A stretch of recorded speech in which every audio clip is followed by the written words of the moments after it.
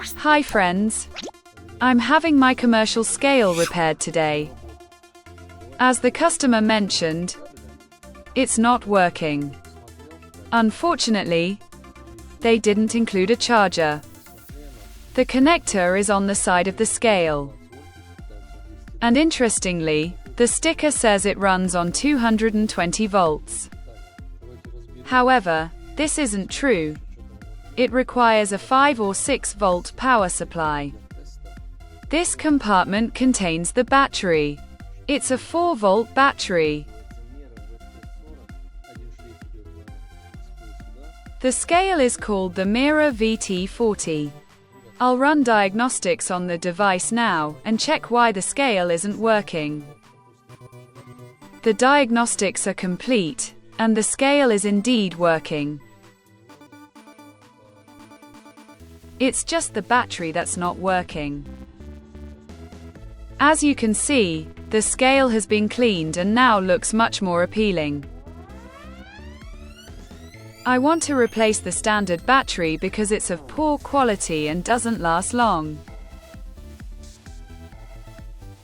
I want to install lithium-ion batteries in place of the old ones. Now I'll use a special spot welder to make connections and install the battery compartment.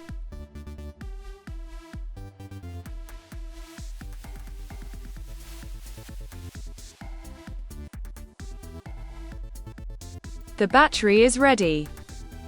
Now I need to solder it to the scale. I've already soldered the battery and now I'll install it in the battery compartment and glue it in place with hot glue.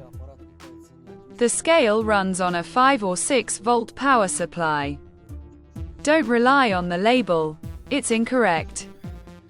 You need to buy a 5 or 6 volt power supply for proper scale operation and battery charging. Let's test the scale. It will now run on my battery. As you can see, the scale is working fine without any issues. I'll also put the cover on top now.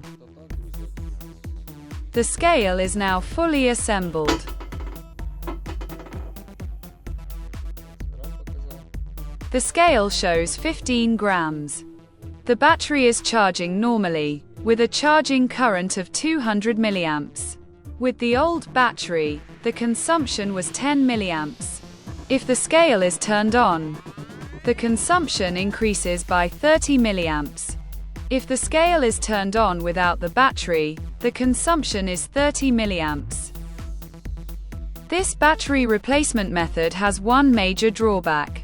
The main board charges the battery to 4.4 volts, but since a lithium-ion battery only charges to 4 volts, it overcharges. Therefore, overcharging the battery will quickly damage it.